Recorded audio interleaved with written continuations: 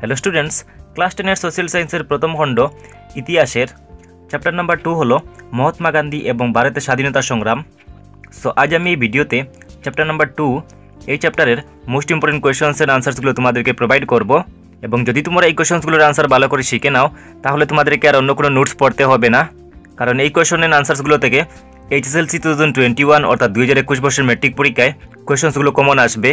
So প্রথমে তোমাদের জেনে রাখা ভালো, দ্বিতীয় অধ্যায় মহাত্মা গান্ধী এবং ভারতের স্বাধীনতা সংগ্রাম এই চ্যাপ্টার থেকে এইচএসএলসি 2021 অর্থাৎ 2021 বর্ষের ম্যাট্রিক পরীক্ষায় টোটাল 7 মার্কসের কোয়েশ্চেন আসবে।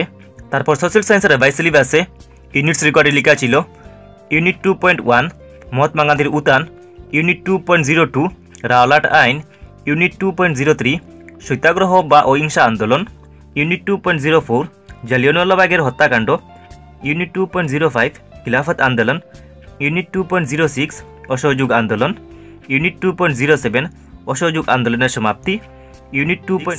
সাইমন কমিশন, ইউনিট 10 আইনমান্য আন্দোলন, ইউনিট 2.10 গান্ধী আরউইন চুক্তি, ইউনিট 2.11 দ্বিতীয় গোলটেবিল বৈঠক, ইউনিট 2.12 আইনমান্য আন্দোলন পুনরায় আরম্ভ। তারপর ইউনিট 2.19 ভারত ত্যাগ আন্দোলন, ইউনিট 2.21 1947 সালের 3 জুনের ঘোষণাপত্র, ইউনিট 2.22 ভারত স্বাধীন আইন 1947, ইউনিট 2.23 স্বাধীন ভারতের জন্ম। এই ইউনিটসগুলো থেকে এইচএসএলসি 2021 অর্থাৎ 2021 বর্ষের ম্যাট্রিক পরীক্ষায় কোয়েশ্চেন আসবে।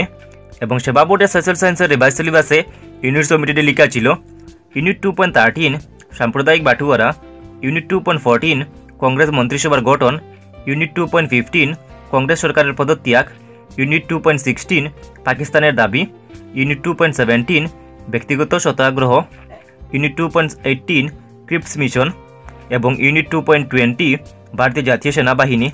এই ইউনিটসগুলো থেকে 2021 বর্ষের ম্যাট্রিক পরীক্ষায় কোনো প্রশ্ন আসবে না, কারণ এই ইউনিটসগুলো সেবার রিভাইজ সিলেবাস থেকে অমিট করা হয়েছে। আশা করি তোমরা বুঝতে পেরেছো যে কোন ইউনিটসগুলো থেকে 2021 বর্ষের ম্যাট্রিক পরীক্ষায় কোয়েশ্চেন আসবে এবং কোনগুলো ইউনিটস থেকে কোয়েশ্চেন আসবে না। সো এখন আমরা চ্যাপ্টারটি দেখে নেই। সো প্রথমে আমি তোমাদেরকে এই চ্যাপ্টারের ভিতর থেকে কোনগুলো ইউনিটস মোস্ট ইম্পর্টেন্ট বা কোনগুলো ইউনিটস থেকে এক্সামে কোয়েশ্চেন এসে থাকে এই ইউনিটসগুলো আমি তোমাদেরকে দেখিয়ে দেবো।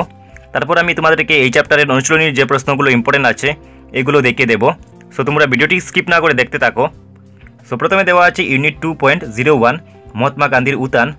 সো এই ইউনিটস থেকে তোমাদের এক্সামে শর্ট কোয়েশ্চেন আসতে পারে। সো এই শর্ট কোয়েশ্চেনের আনসার্সগুলো আমি তোমাদেরকে প্রোভাইড করব, তোমরা ভিডিওটি দেখতে থাকো। তারপর নেক্সট পেজ হলো পেজ নাম্বার 24। সো এখানে থেকে সত্যাগ্রহ একটি টপিক দেওয়া আছে। এই সত্যাগ্রহ টপিক থেকে তোমাদের এক্সামে কোয়েশ্চেন আসে। সো এই কোয়েশ্চেনগুলোর আনসার তোমরা পেয়ে যাবে।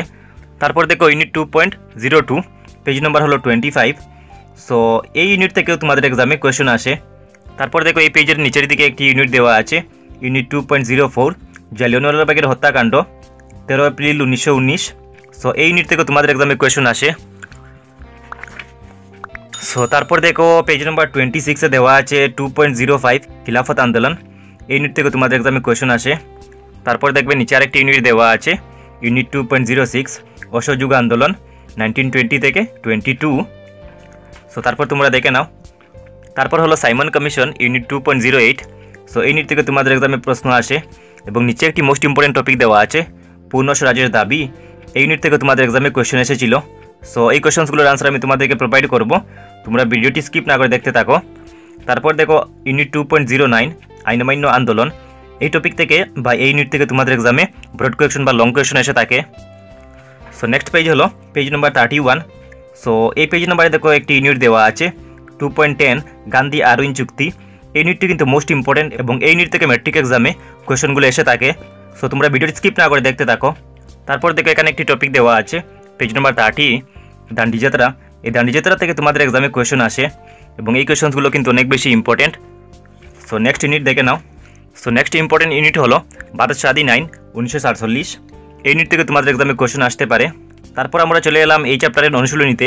সো এই চ্যাপ্টারের অনুশীলনী দেওয়া আছে পেজ নাম্বার 39-এ। সো প্রথমে দেখো দেওয়া আছে অতি সংক্ষিপ্ত উত্তর দাও। সো এখান থেকে তোমাদেরকে শর্ট কোয়েশ্চেন শিখতে হবে। কোয়েশ্চেন নাম্বার 1 মহাত্মা গান্ধীর জন্ম কবে হয়েছিল। তারপর কোয়েশ্চেন নাম্বার 2 সত্যাগ্রহের কৌশল গান্ধী কোন দেশে সর্বপ্রথম প্রয়োগ করেছিলেন। তারপর মোস্ট ইম্পর্টেন্ট কোয়েশ্চেন হলো কোয়েশ্চেন নাম্বার 3 রবীন্দ্রনাথ ঠাকুর কেন নাইট উপাধি ত্যাগ করেছিলেন। এই কোয়েশ্চনটি কিন্তু এইচএসএলসি এক্সামে এমসিকিউ আকারে আসে। তারপর দেখবে এখান থেকে কোয়েশ্চেন নাম্বার 4 কার কার নেতৃত্বে ভারতে খিলাফত আন্দোলনের সূচনা হয়েছিল।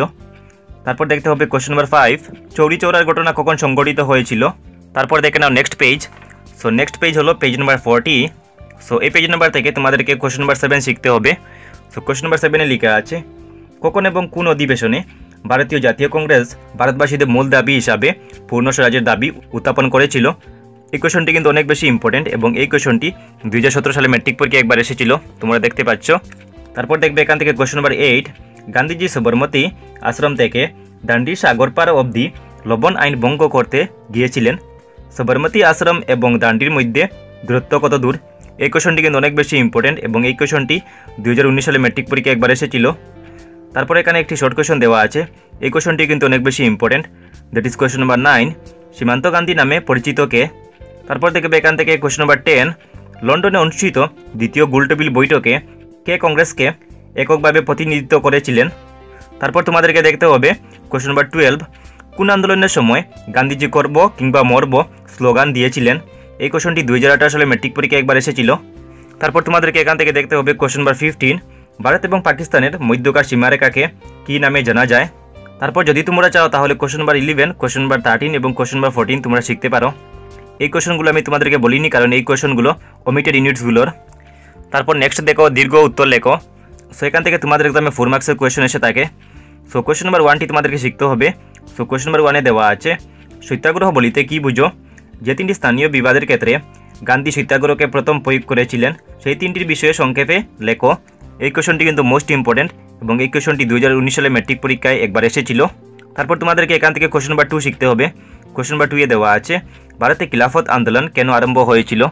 বা এই কোশ্চেনটি তোমাদের এক্সামে অন্যভাবেও আসতে পারে যে খিলাফত আন্দোলন কেন হয়েছিল, মহাত্মা গান্ধী কেন এই আন্দোলনকে সমর্থন করেছিলেন। সো তারপর এখান থেকে তোমাদেরকে দেখতে হবে কোশ্চেন নাম্বার 3। কোশ্চেন নাম্বার 3-এ দেওয়া আছে, 1920 থেকে 22 সালে গান্ধীজি কেন অসহযোগ আন্দোলন আরম্ভ করেছিলেন? এর কার্যসূচিগুলো কী ছিল? গান্ধীজি কেন এই আন্দোলন বন্ধ করে দিয়েছিলেন?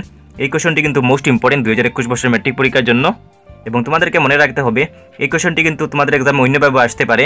তোমাদের এক্সামে এই কোশ্চেনটি এইভাবে আসতে পারে যে মহাত্মা গান্ধীর নেতৃত্বে পরিচালিত অসহযোগ আন্দোলনের বিষয়ে আলোচনা করো এবং এই আন্দোলনটির স্থগিতকরণের কারণগুলো উল্লেখ করো। তারপর তোমাদেরকে এখান থেকে শিখতে হবে কোশ্চেন নাম্বার 4, আইন অমান্য আন্দোলনের মূল লক্ষ্য কী ছিল? এই আন্দোলনের মূল বৈশিষ্ট্য কী? তারপর এখান থেকে আর তোমাদের কোনো প্রশ্ন শিখতে হবে না, কিন্তু তোমাদেরকে এই চ্যাপ্টারের ইউনিটসগুলোর ভিতর থেকে শর্ট কোয়েশনস এবং লং কোয়েশন শিখতে হবে কারণ এই চ্যাপ্টারের ইউনিটসগুলোর ভিতর থেকে তোমাদের এক্সামে কোয়েশন আসে। সো আমি এখন তোমাদেরকে পিডিএফের মাধ্যমে এই চ্যাপ্টারের ফুল নোটস প্রোভাইড করব এবং এই নোটসের মধ্যে ইম্পর্টেন্ট শর্ট কোয়েশনস এবং লং কোয়েশনস দেওয়া আছে। যদি তোমরা এই কোয়েশনসগুলোর আনসার ভালো করে শিখে নাও তাহলে তোমাদেরকে আর অন্য কোনো নোটস পড়তে হবে না। সো এই চ্যাপ্টারের অল কোয়েশনসের পিডিএফ তোমরা এই ভিডিওটির ডিসক্রিপশনে লিঙ্ক পেয়ে যাবে। সো এই লিঙ্কে ক্লিক করে তোমরা পিডিএফটি ডাউনলোড করে এই কোয়েশনসগুলোর আনসার তোমরা তোমাদের খাতায় লিখে ভালো করে শিখে নিও এবং এই নোটসগুলো তোমরা ইউটিউবের মধ্যে কোথায় ফ্রিতে পাবে না।